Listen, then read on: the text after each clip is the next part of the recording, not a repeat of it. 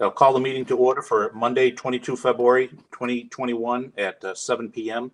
I'm going to confirm the meeting access. As a preliminary matter, this is Robert Holland, the Shrewsbury Electric and Cable Operations SELCO Commission Chairperson. Please permit me to confirm that all members and persons anticipated on the agenda are present and can hear me. Members, when I call your name, please respond in the affirmative. Tony Trippi. Yes. Kelly Marshall. Nothing heard. Maria Lemieux. Here. Mike Ruffolo. Yes, here. Okay, and Bob Holland. Okay, we have a quorum. I'll continue on. Staff, when I call your name, please respond in the affirmative.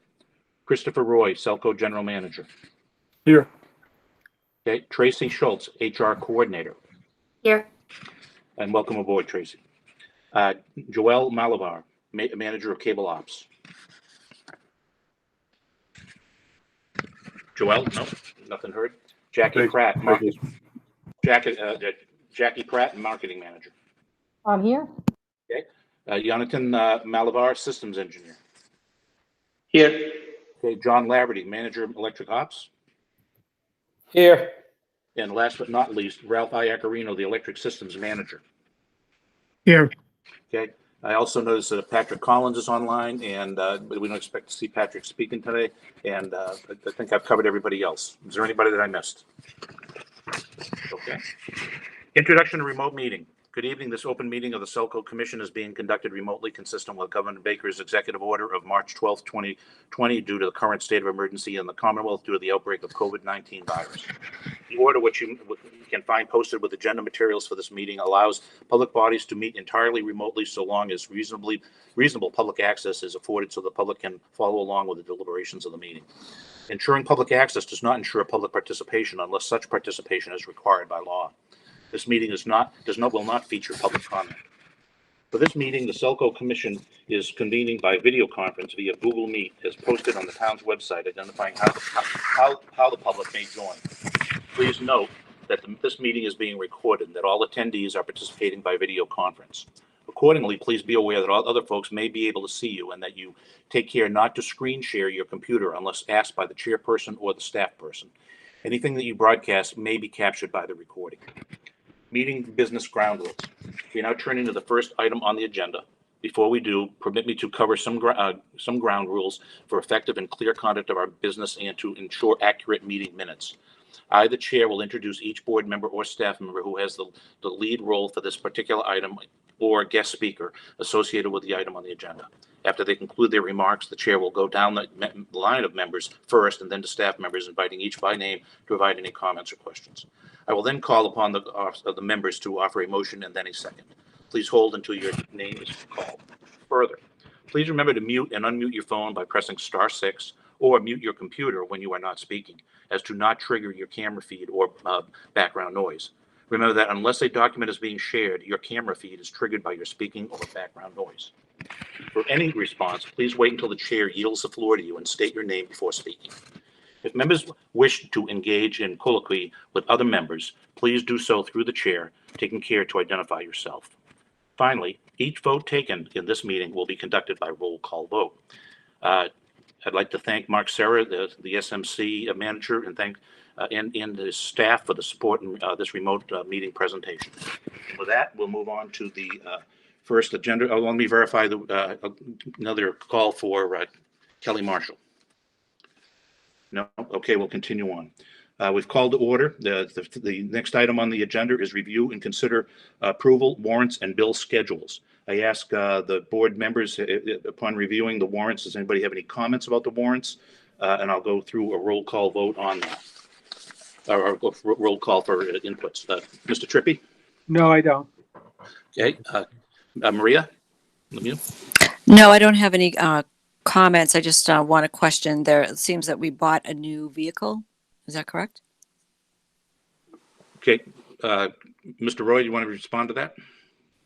Sure. Yeah, I believe you'd be referring to truck 43, which is a carryover incorporated in the 21 budget from last year as well.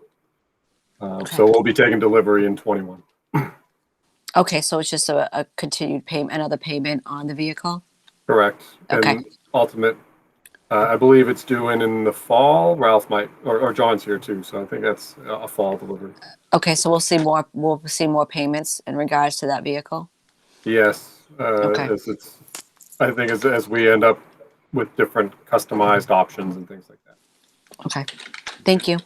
And Mike Ruffolo, any comments? I have no comments. Okay, I'm open to somebody making a motion to accept the warrants and bill schedules as proposed, and the fact that I would sign in person for all board members if approved. Do I have a motion? Yeah, I move that we accept them as they stated. Okay, Mr. Trippi, do I have a second? Second. Okay, Maria, thank you. We'll do a roll call vote to approve the warrants and bills as scheduled. Mr. Trippi, Yes. Maria Lemieux, Yes. Mike Ruffolo,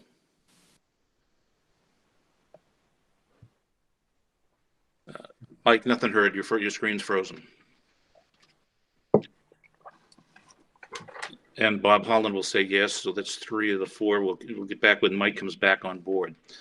With that said, I will move to the next item on the agenda, which is the minutes of January 19th, 2021. Do any of the board members have any comments or corrections or additions to the minutes of January 19, 21? Mr. Trippi? No, I do not. Okay. Maria Lemieux? No comments. Okay. Mike Ruffolo, welcome back. Sorry, I popped out somehow. No comments. Okay, and Mike, I just want to affirm on the vote that we took for the warrants and bills that all the 3 other members voted in favor. And your vote is? I'm also in favor. Okay, great. Okay, and with that, and you had no other comments on the minutes, do I have a motion to accept the minutes of January 19th, 2021 as presented? So moved. Tony Trippi. Mr. Trippi, okay, I'll second that. The roll call vote for the acceptance of the minutes. Mr. Trippi? Yes. Ms. Lemieux? Yes. Mike Ruffolo? Yes. Okay, well, the minutes are approved. Moving on to the next item on the agenda is the presentation of renewed income and expense statement drafts. And I'm going to turn that over to Mr. Roy. Thank you very much. So I think if we can here, we'll share the screen. It might be small, but we could probably zoom in just so we can follow along in more than one place. So a little bit of context here, rolling into the big picture.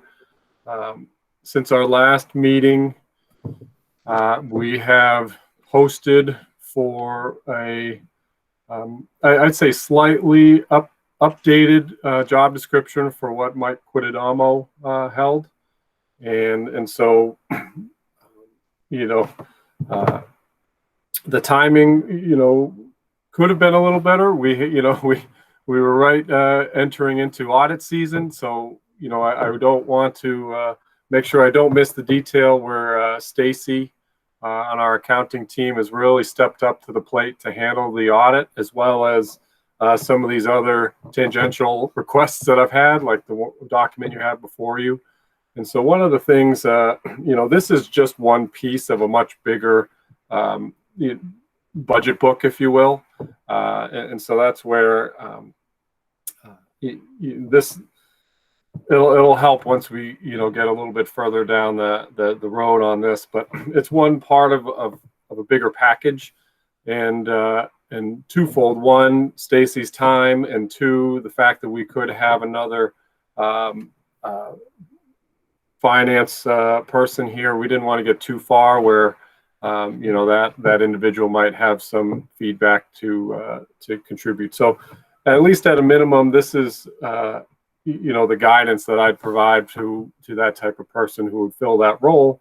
And so here with the income and expense statement, I know we present the cash statements historically month over month. And one of the things is that those cash statements, at least, with the presentation materials that I've grown accustomed to, are part of a bigger package that has more of an income expense feel, accrual accounting, and compares variances over not just the budgeted year, but also has the reference years prior to just take a look at and make informed decisions. And so this is kind of that first step to introduce a 5-year view of how we're doing as an organization, not with respect to cash flows in and out of accounts, but overall, how we, what do we have at the end of each year to contribute to our different cash accounts that may or may not be restricted reserves. And so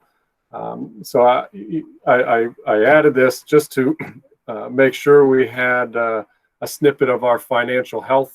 At the outset, I know we're here in February, but towards the early part of the year, and then as we move forward, the idea is for this to be more granular and add an additional column, again, with whatever feedback you're willing to share, but additional column that can compare month to month variances between what we budget, what we've seen historically, and what actual numbers we're seeing come through. So this obviously does not have the month to month, but at least it's showing how our 21, and we threw in 2020 for good measure, but our 2021 budget compares to the prior 5 years with respect to our performance, as well as some of the metrics that I'd just like to point out that, I'm sure folks are aware and familiar with, but, just for thoroughness, I figured I'd call attention to it. So with our 2021 budget, again, draft format, so please let me know if you see any errors. But the second page, just speaking for electric at the moment, we can see our effective return at the end of the day is 3.43%, kind of working backwards, and I'll work to some noteworthy points from there. So as we move towards formalizing a strategic plan, as we get our team in place and ironed out, which again, as folks have seen, is part of our executive session discussion. The strategic plan, the idea, at least my suggested idea, is to then start to add KPIs and goals and metrics with respect to our financial well-being. And so, again, that's subject to a local discussion and what numbers we think are good for SELCO. Historically, I'll say that a target of around 3% has been, 3 to 5, perhaps. Again, every community is different, but 3 to 5% for an effective return has kind of been my target. So I'd say 2021 is consistent with what I'm used to. But as we can see, in prior years, on the effective return side, we've been anywhere from negative 0.15, so call it roughly 0, to 8.35. And so that's our actual figures when incorporating pilot. But the line, the gray line above that, if you'll see, it's the return per DPU formula. And again, I apologize if some of this is contained within our traditional budget files. This is just, I think, a nice summary sheet. So the return per DPU formula is where, should we ever be audited by the state or compared for compliance with our retained earnings with respect to Mass General Law, this is how the DPU compares. And so because our pilot payment is optional by law, I mean, obviously there's a whole nother complex side of things, but per comparison for statute, I threw in the return per DPU formula because we are limited to 8%. And so in my past, I've done research, about the severity if that 8% is exceeded, which we can see in a couple of years here, including this one with the unaudited financials of 2020, where we've brought it up against 8% or even 9% for 2020 unaudited financials. And so, again, just to see the snippet, that's not a bad thing from a financial perspective. However, something to be mindful of, because if we have sustained returns according to the DPU formula, that could call attention to some, to that, and we'd have to give some of that back through an agreement. But because it's so sporadic, I don't want to give any impression that there's an issue here, but it compares the return of the DPU to our effective return. So that's the idea. And so 4%, 3.43 for the 2021 budget, I think is quite reasonable and healthy from that perspective. So just a couple of other quick items, and then I'll certainly field any and all questions. One of the items that I think ties in with the discussion from last week is, how does all of this tie in with power supply policy? As you can see, power supply is, I didn't do the exact math, but call it 75% of our budget. And so, paying attention, and it's probably one of the most volatile. So paying attention to that is crucial. So we can see here in the numbers, just how significant that is. And in conjunction with that, other revenues here, and again, continuing to work my way up here, other revenues, below electric revenues, you see the blue highlight for other revenues. You have other operating revenues. And so incorporated in that is our sale of RECs, which is also captured in the notes at the bottom of the page, the second page. And so as we continue to engage in our conversation from last month, that's a critical line to compare, where you have our 2020 unaudited financials that incorporates just shy of $1 million of REC revenue, whereas for 2021's budget we have 133,000, and still the rates are with no rate impact. So that REC strategy goes hand in hand with that power supply policy discussion about what we do with RECs, because here we've taken the conservative approach and basically said that REC revenue is minimal. Whereas if we do sell the SRECs, that could be an additional $1 million added to that field of other operating revenue. And then there's that, what our hope is to do is to provide those other scenarios in between. Let's say we could sell our SRECs because the pricing is crazy, but also, and then buy other RECs. So things like that. So I just wanted to, use that as an example to show, at least for me, how this sheet reveals opportunities to leverage other sources of income and the significance of our power supply decision-making on our overall financial well-being.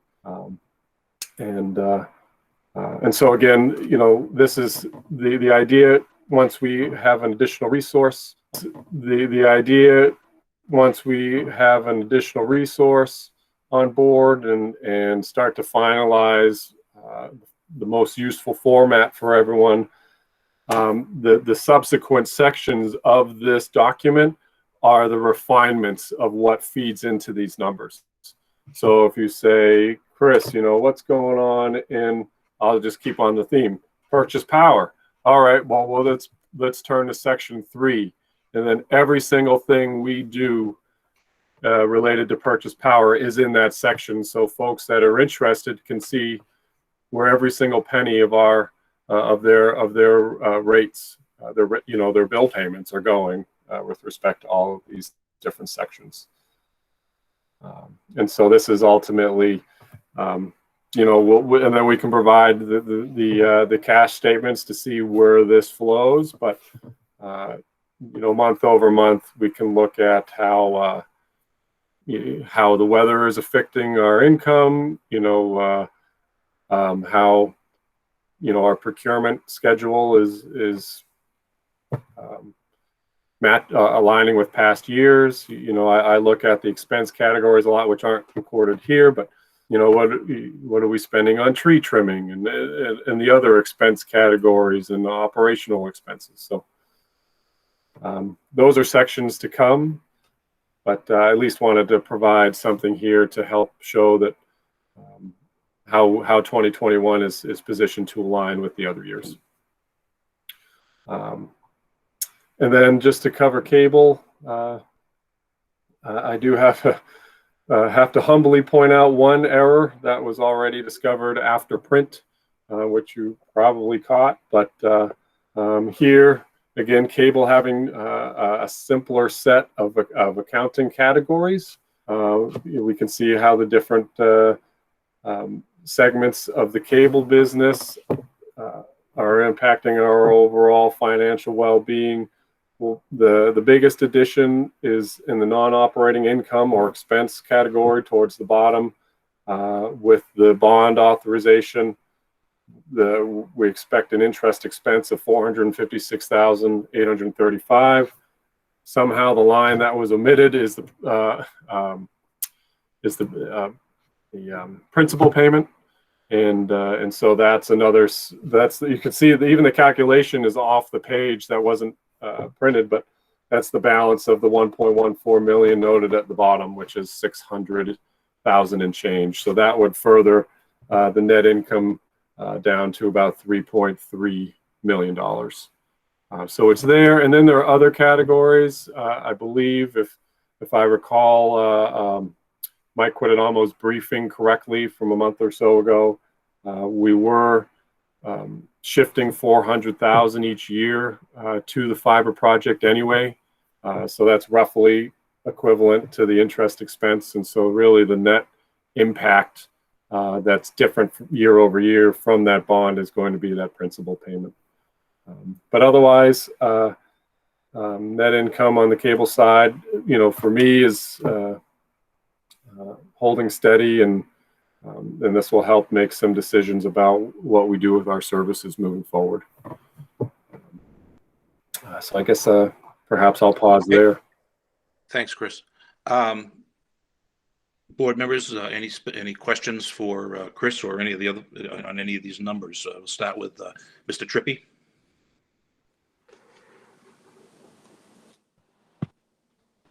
No, I don't. I like the format though. I'll say that. It's good.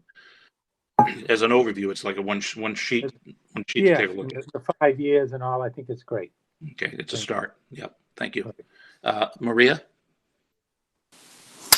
Yeah, I agree with Tony. It looks great. I just have a couple of questions on the formatting of it and what more we will be seeing in regards to the reports. Will you be adding a column for like a year-to-date number on this sheet, or is this just going to be a budget sheet, and then will there be a separate report for actuals? Sure, great question. I have to say, my thought was to tailor it to whatever you think is the most useful. So I've done that two ways. One, this is the sheet that encompasses the budget book proper as we vote on the annual budget year over year, and then obviously in conjunction with the supporting documents. The monthly or quarterly reporting in my past has either been revising this, or I'd say probably more popular was a separate report that pulled from that budget book and highlighted the key accounts and variances that you'd expect month to month. And so I'm not sure that was an answer to your question, but my intent would be a year to date with a monthly comparison from prior years, just as you know, seasonal variations, or when we accept delivery of a truck as a good example, can throw things off. So at least my preference is to always have somewhere around 5 years, 3 to 5 years of historical data to say, okay, generally in February we know it's cold and snowy. Was it extra cold and snowy and we spent a fortune on storm restoration? Was it warmer? Just those type of data Sure. points. I get it. But I guess remaining consistent with this format, then would it be so this would be like a budget page, and then we would see an actual page for like a year for year-to-date numbers, and then the next page that we would see, or the next report that we would see, would be a monthly one. Yes. Right. So like the month of February for 5 years. Yes, exactly. Okay. That's great. I think, again, because I think visually this is very appealing and it's easy to follow. I'm just curious in regards to the change in cash and the other side, will we be seeing a balance sheet or a change in cash? Well, because none of these reports are going to show us a change in cash or what the cash balance is, and we need to see that as well. There you go. If you'd like to see it, we'll make it happen.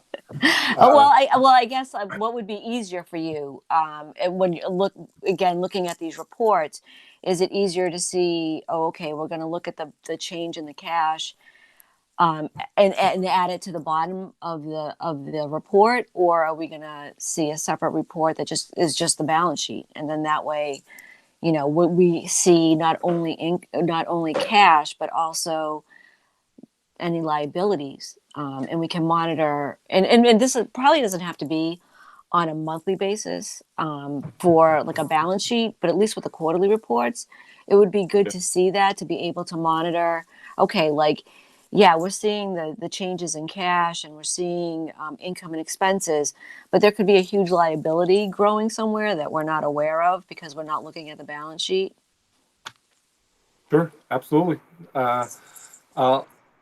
Yeah, if that's a good quarterly report, we can add that and have a monthly variance report with our, because really the monthly report historically, at least my recommendation has been by FERC account, so you can see a more granular breakdown by FERC account where our activities are going, and then quarterly we can add a balance sheet to that, because ultimately, end of the day, that money's going somewhere. One of the sections in the book is all of our cash holdings, whether it's a restricted or unrestricted account. So, I'm just used to listing it out by, well, obviously there's the depreciation fund, but what rate stabilization accounts do we have? Where are they held? Do we set aside, in my past, we voted in different rates. I'm not suggesting we do that here, but, for specialized activities, which requires that to be tracked and set aside for that specific purpose. And so those are the types of reports that I've tended to, manage on a quarterly basis. But certainly, please, total open, clean slate, whatever you'd like to see. Okay, thank you. Thank you, Maria. Michael? Yeah, I defer to Maria on what really we need to see, and everything she's obviously said makes a lot of sense to me. The one question I had is, when we look at 2020 unaudited, isn't that year to date, or is that something else? 2020 is going to be last year's. Yeah. We don't right. have 2021. Right. So right now we're looking at the 2021 budget. Yeah, so we're not looking. Unaudit. Yeah, that's why I was like, are we going to have like another column after this that says year to date? But if it's going to be a separate report, just like this, that then says, okay, like the actual numbers. Well, actually, if this is a budgeted report, because this is giving us actuals, we could actually just add a column, right? Yeah, we could add the column for year to date 2021 actual, right? Yeah. So when we're looking at 2020 unaudited, is that for the year end, or is that for through the same period, like through February? No. What? No, what is that's as of December 31st. Yep. 12/31. Yeah.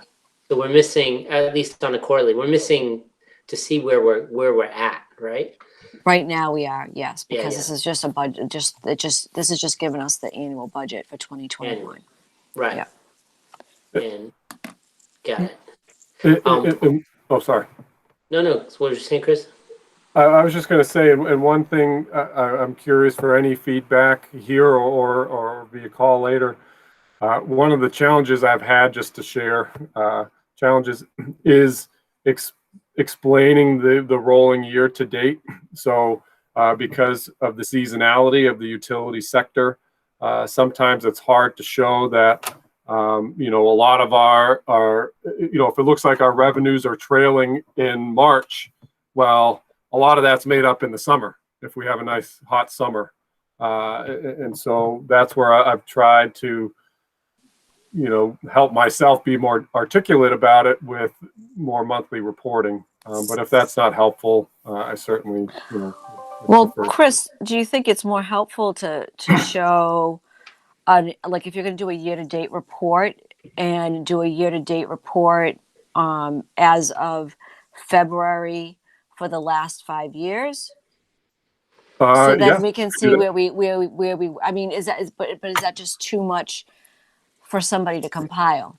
Is that going to be a lot of work that, you know what I mean? Like because we know that things are seasonal, like things could, Yes. we're dependent upon how the weather is, and so I guess I would probably defer to the rest of the board if that's a number if that's something that they want to see, or if they're just comfortable seeing year to date as of that month on this report. I like both, but I don't know if that means pushing a button or that means 3 days of somebody's work. So it all depends on the man hours or work hours that it requires. If it is already compiled and it's easy to create, I do like month to month comparison. I don't know if I would want 5 years, but if that's just as easy to do, it's great. So I do think it's helpful.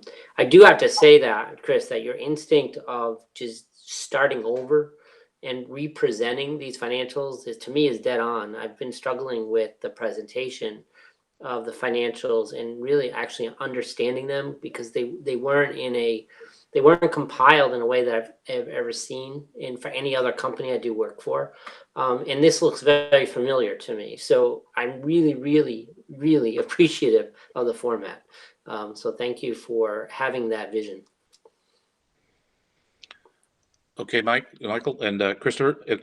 Chris, I'd like to thank you for the presentation, especially considering you don't have a financial lightning rod to protect you from from the sharks like Maria, who really know what they're talking about in these questions. So but I think if you took great notes on what the folks are looking for, and as we develop more in the financial side, and you get your lead person into that position. I think over the next month or two, we'll be able to really get some solid reporting. I do like your format, however. Okay, there's nothing to vote on this topic, so we'll go to the next agenda item, which is the SELCO employee handbook updates. And Christy, I think you have the lead on that as well. Sure. One of the things here, and maybe so you don't have to listen to me go on.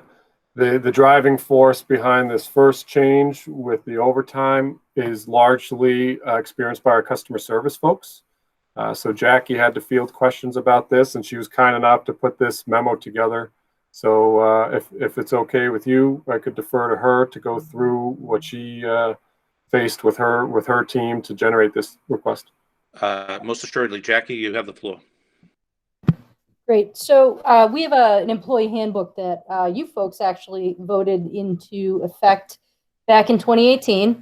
And, some of the language in there has come up a few different times. For instances, particularly now that folks are working from home during the pandemic, where we've had some outages where our staff has been very able to just hop on the phones to help us during extremely heavy call volumes for maybe a half hour at a time where we need everybody. And then we're keeping other staff members on for 2 or 3 or 4 hours, depending on what's been happening. So having the ability to get that burstable support when we need it on the phones after hours is great. But then we were kind of bumping up against what the handbook said. And, nobody had to drive into the office. And it wasn't, the disruptive experience that we've had in the past when we've called somebody in after hours to hop on the phones for an outage situation. So after some discussion, Chris and I tried to find a more equitable way to recognize the effort that is required when you're asked to stop doing what you're doing and get on the phones for us, but also the better convenience that we have today with the remote work environment. So the first proposed change is to just address the minimums this is for non-union employees, for particularly customer service reps in outage situations is when it would most frequently apply, and just break it down into some more bite-sized pieces. So you work up to an hour, we'll pay you at an hour. If you work up to 2 hours, we'll pay you at 2 hours. So if you end up working an hour and 10 minutes. We'll give you the full 2 hours. Up to 3 hours, we'll pay you at 3, and then over 3, we're paying you for your actual time. And we just think that better reflects kind of the expectations that are involved with hopping on the phone differently from your home than driving into the office in a snowstorm or something.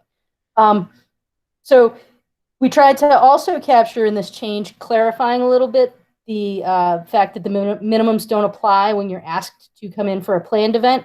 For example, if we've got somebody working the Spirit of Shrewsbury and they only work 2 hours, under the other one, well, you asked me to come in, but it's not an emergency, and it was a little unclear in some instances. So we just tried to pretty much put it out there in a very clear, easily understood way. And then the second change was something that come up a few times actually since the town updated their personnel bylaws over the summer. We all know COVID's had an impact on families, and other bereavement issues have arisen where the questions come up. Well, the town says you get up to 3 days for certain family members and up to 5 for others, and ours was up to 3 and up in 1 day. So this is bringing us in alignment with the bereavement leave policy that the town put into play over the summer to just put us on equal footing for our staff members. Because we're governed under MGL Chapter 164, the town bylaws wouldn't apply to us. So you guys are really setting the standard for what our personnel have as far as bereavement leave and things like this. So we're just taking the opportunity with Tracy here now and an official HR department to kind of stay more on top of these things. And I would anticipate, because this is a working document that governs sort of day-to-day interactions with your staff and benefits and things of that nature, that as other issues arise, Tracy will be presenting things like this to you on a fairly regular basis as they occur. But this was something that I had in mind and just took the opportunity with her here to tackle it. Hey, Jackie, I just have one question on the non-union employees. Does this affect any of our linemen that are non-union? No. Okay, so I just want to make sure, because when we call them in, we've got a whole different policy, I think, as to what's going on. The handbook actually calls out right at the beginning that if you're under a collective bargaining agreement, that takes precedence. So I just want to make sure. Handbook. Thank you very much for that. And also, I'm going to break away from the agenda real quick, because we do have the opportunity to. You mentioned this Tracy Schultz, young lady who's joined us as the HR director, and talking with her earlier. Tracy, you said you're a Shrewsbury. You grew up in Shrewsbury or graduated from Shrewsbury High or whatever, and your mom lives in town here? Yes. Well, great. Well, welcome aboard. Thank you very much. Thank you. Okay. Any board members, any questions or comments on the proposed recommendations to change the employee handbook? Mr. Trippy. No, I have no comments on that. Okay. Maria? No comments. Okay. And Michael? No comments. Thanks for staying up on top on things. Yeah, great, Jackie. Okay, thanks. Do I have a motion to accept the recommendations to the SELCO employee handbook? Yes, I move that we accept it. Okay, Mr. Trippy, in a second. Second. Okay, Michael. Okay, great. And we'll do a roll call vote to accept the SELCO employee handbook updates. Mr. Trippy. Yes. Okay, Maria. Yes. Michael. Yes. And Bob Holland, yes. Okay. And moving on to the next agenda item, if it was more facile, we'd be right on that. And that includes I think we're getting down to the final thing, is review and consider the feedback. It's the general manager's highlights. Great. Mr. Roy, the floor is yours. Thank you, sir. Just calling attention to a few things, starting with the general manager section.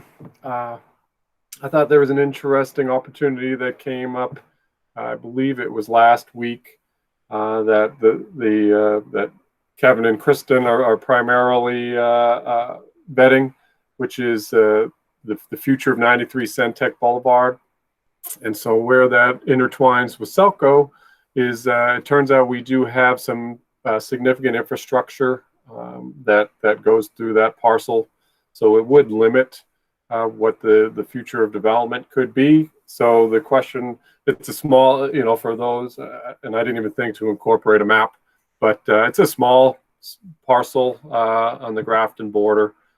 So it'd be, you're not building too much on it anyway. So there is a potential that one of the options is gifting it to SELCO. It will protect our duck banks.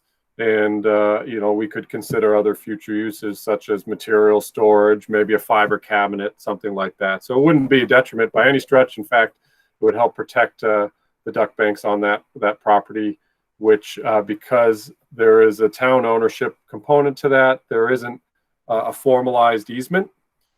So even if it went to a private party, there would be some work to be done to figure out how to get an official easement incorporated as part of the deed to protect that infrastructure. So just something as an FYI, if you hear something about it, that's something that's on the table. The other one, because it seems to be it's always a hot topic, but there's some momentum that's gaining speed on climate related legislation.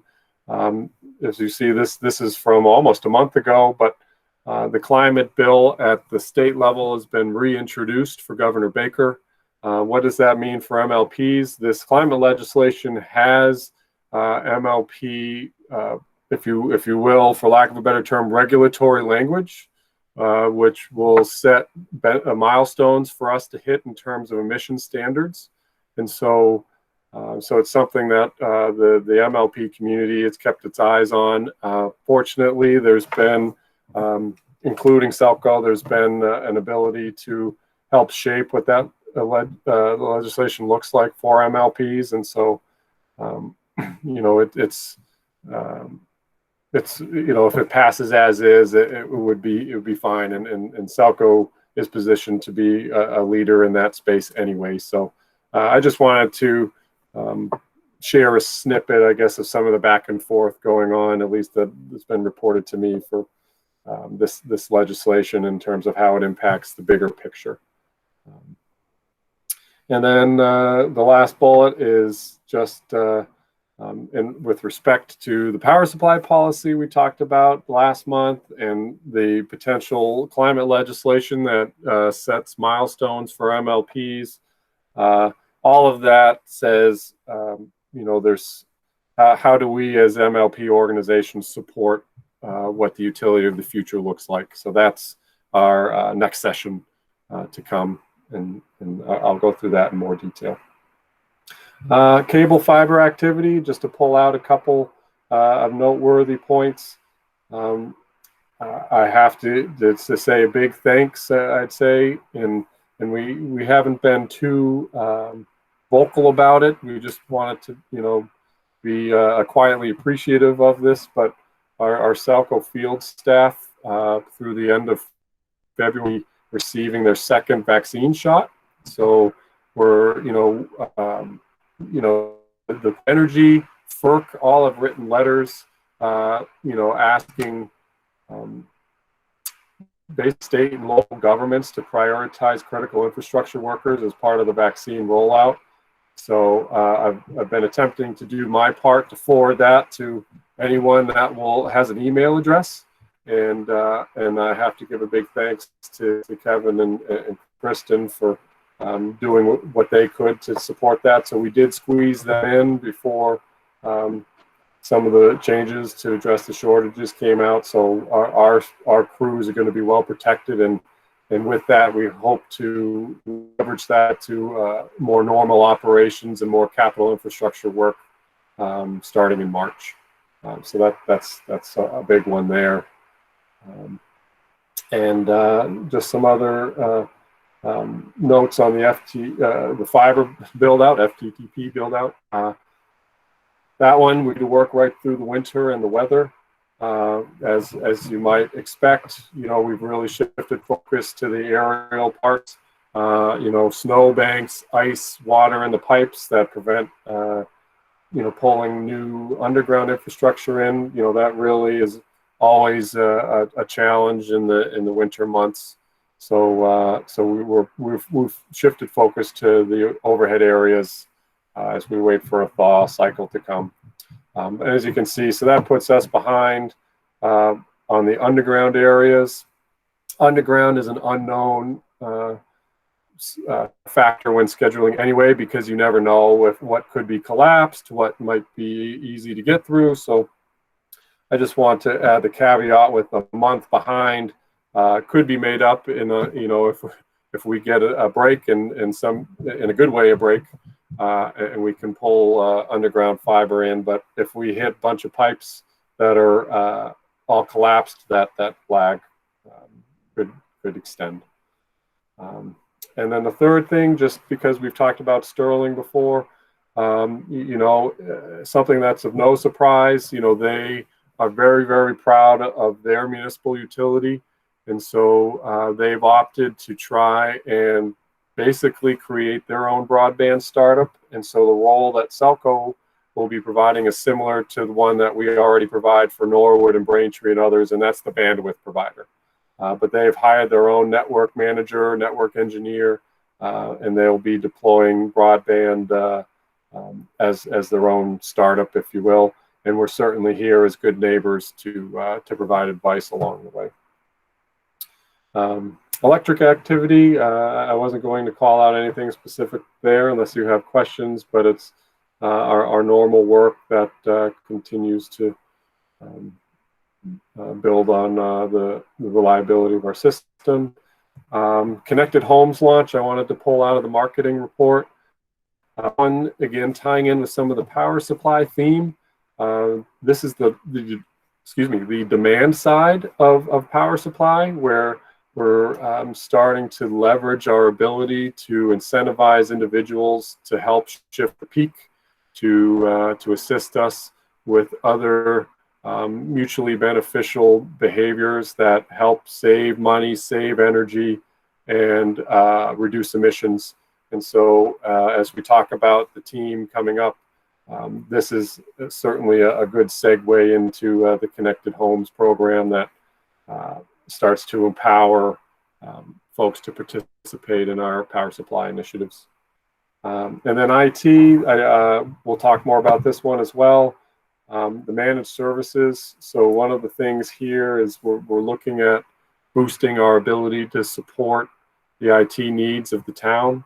And so, again, not to get too far ahead of myself, I'll talk about how the managed services folds into the SELCO team as a whole. And so I can do that in the next session as well. And then I gathered the feedback from the last meeting where I deleted the internet customer report. So that one's quickly back in there to make sure we provide all the information that you might want with what I think is a couple of new helpful bar charts that show that internet distribution, or excuse me, customer distribution, that we can then monitor over time to see how these ratios change as pricing and marketing and cord cutting start to progress. So that's I think those are the talking points I wanted to pull out of that. On the subject of you're only as good as your last storm, I'm glad I'm not in Texas. But I know a lot of the folks in town are concerned that could it occur here in town in Shrewsbury to the level that has occurred, not just statewide, but in our own community. Can you address some of that, Mr. Roy? Absolutely. In fact, let's see, just a few hours ago, one of those articles just came through my inbox in a timely manner. So the biggest, there's a lot of misinformation, I'll say, with what happened in Texas. And so there is a very common industry question about, could that happen here? And the shorter answer is sort of. The big risk that we have here in New England is we're heavily reliant on natural gas. And so the difference between what's going on in Texas with the outages and what would happen here is Texas had construction practices that assumed they were never going to see extreme weather like they have. And so their pipelines and their infrastructure aren't as deep, whereas ours is buried here significantly deeper as we get significant freeze cycles every year. However, it's, you know, as folks very thoroughly do when faced with disaster, they've done some research, and we were very, very close. ISO adds the PR spin, they call it controlled outages. The news outlets like to call it rolling blackouts. But we were very close to those in 2017 and 2018, given gas supply shortages. Perhaps, and I apologize if this is also a factoid that you might know, in Massachusetts, legally, gas heating customers are given the priority. So if there is a shortage, they do cut, they would restrict gas to generating facilities and instead funnel it towards home folks heating with gas. And so then that forces a shift over to oil and other measures. And so the good thing is, and I guess I'll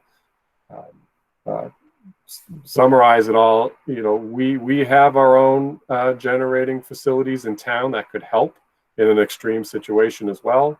But the most concise, I guess, answer is it's highly unlikely, as the cold weather caused a lot of their construction practices to be impacted where we're not. But at the same token, it reveals that we are heavily dependent on gas, and shortages could, you know, with an extended cold spell, could impact how we generate. And but we do have the diesel units, and so those, you know, SELCO is positioned with more hedges than others.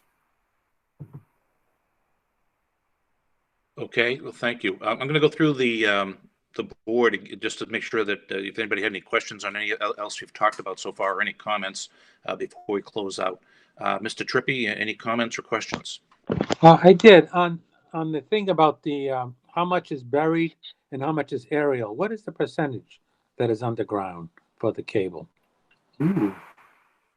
Great question. I don't know. I might have to defer. It would match, for the most part, it would match our current existing electrical infrastructure and cable, I guess, for that matter. And so I'd have to ask Ralph or Huntington or John if they know what percentage of our system. I can answer that. It's pretty much 50-50. 50-50. Yeah, because I've had comments, people will say to me many times, why don't you bury all the cable and electric? It'd be a lot better. But it sounds to me like it's more of a problem when you have an outage. Well, and on top of that, the cost of burying the stuff that's above the ground right now is just right. Astronomical. A lot more. Right. Anyway, that's my comment. Okay, thank you, Tony. Maria, any other comments or questions? No comments. Okay. Mike Ruffolo, any comments or questions?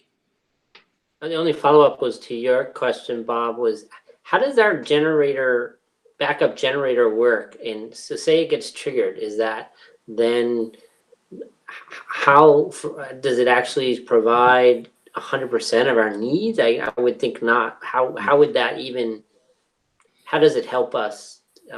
Is it a short-term hourly type thing, or is it just quick backup? Well, I think it was just meant to help us in a way with the peak, but I was wondering if it had more of capacity than that. Hey, Ralph, do you have the overall view of that? Yes, I can through you, Mr. Chairman. We have two actual generating stations.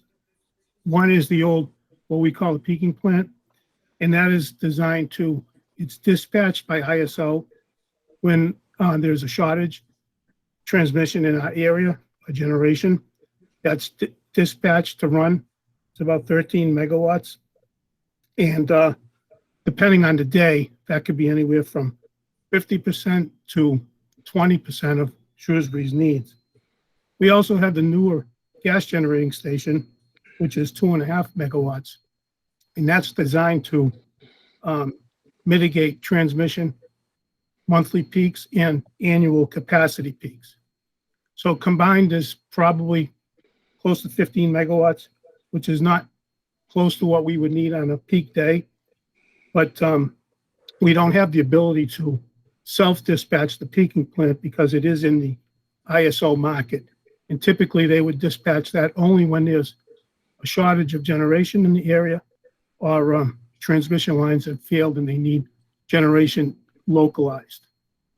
I hope that answered your question. Well, it would seem to me that we'd probably get permission if we had to light those babies off if we had lost power in town. And they're self-flashing, I assume. They don't need AC to get themselves back up, right? And Yeah, they are. Yeah, go ahead. Sorry, they are designed to be black star, which means they don't need a grid reference to start up. The one at the newer one, the gas generator, does not have the ability to black start. That does need a grid reference in order to synchronize to some other resource. Okay, now also any of these solar arrays that we have in town, including people in their home arrays that have it, would need to have AC to the house to be able to operate the inverters, right? To make the power to bring it back on. So even the huge arrays that we have, the solar arrays we have, would still need to have originally the kickstart from a generator or some AC source, correct? Yes, typically solar generation cannot generate if there's no grid reference. So someone that has solar on their home or landfill solar, or the Cherry Street solar, those cannot operate if there's no grid reference. Okay, thank you. I'm sorry, we probably got way too technical, but anyways. Okay, Mr. Ruffolo, do you have any other follow-up question? No, I'm all set. Thank you very much. Okay. Hey, one final closing thing from me is I had a quick read of Bill Gates's new book on how to avoid a climate disaster. That just came out, and I was able to just really read that thing. It's a pretty good primer if people have any questions about what's going on in the big pushes for peeing the price up until 2030, so that we're ready for 2050 and beyond. It's a good read if you get it, and it's from Amazon, and it took me one day to get it. So I'm not with that. I'm not getting paid for the advertisement, but it is a great read. Okay, I think that's the end of the normal business, but we need to go into executive session, and so I would like to have somebody make the. I'm going to read this first. It says, "I move that the commission go into executive session pursuant to GLC 30 Alpha S 21A2, the purposes of discussing a strategy session in preparation for negotiations with non-union personnel, and that the commission not return into open session." Okay, do I have a motion to accept that? So moved. Okay, Mr. Ruffolo, and do I have a second? Second. Maria, thank you. Second, and we'll do a roll call vote to go into to secure from the open meeting and go into executive session and not to return to open session. With that, Mr. Trippi? Yes. Maria Lemieux? Yes. Michael Ruffolo? Yes. Okay, and Bob Holland? Yes. So the commission will now go into executive session for the purposes of conducting a strategy session in preparation for negotiations with non-union personnel, and that the commission not return into open session. Thank you all, and the time is 7:58. Thanks, guys. Thank you. Thank you. Have a good night. All right.